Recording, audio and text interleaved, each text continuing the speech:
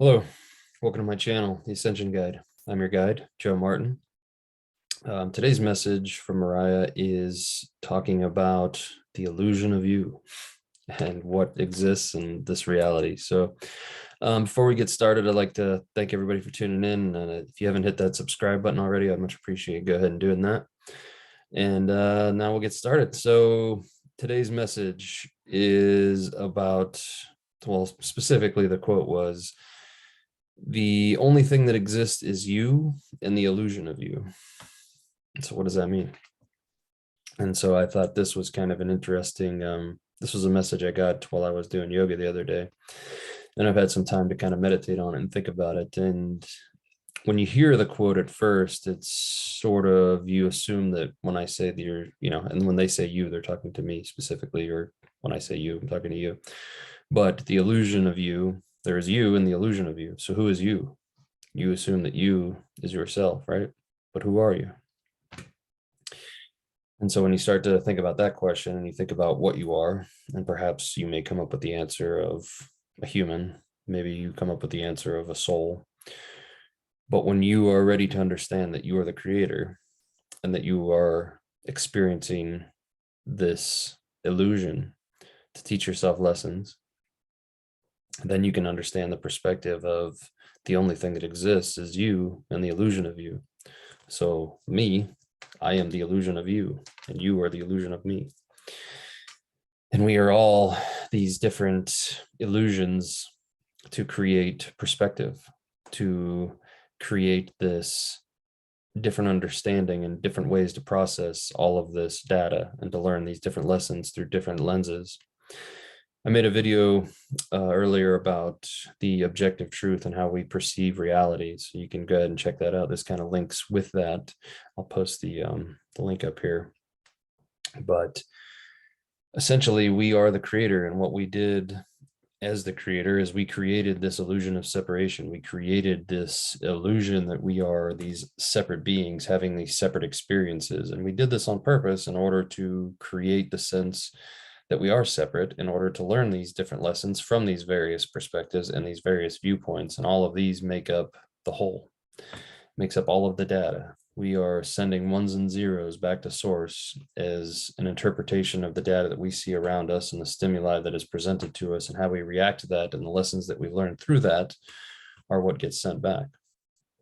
And so when we understand this, that we are all one, that there is nothing else except us, which is energy, and we've created this illusion in order to learn, it makes it a little easier to not hate your brother, or not hate the, and I say brother, not your literal brother, but your mankind brother, and everything that goes with that. And it's hard for some people to understand that we are all one. When we have this illusion of separation, we have this, I hate these people because they do X, or I can't stand these people because they do Y, or I love these people because they do XYZ, whatever it is.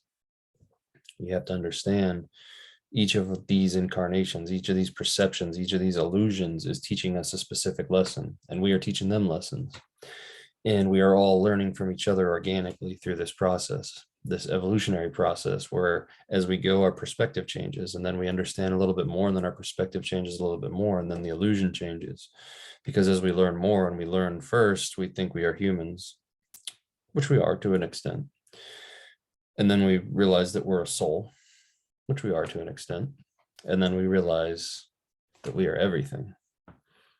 And that's when your perception really changes. And that's when the unconditional love can start to flow to everything as it's supposed to, because we understand that if we harm someone else, we are only harming ourselves. And so in the pursuit of learning all the lessons that there are available to learn and collecting all of that data for source, we participate in this role that we have chosen to incarnate in.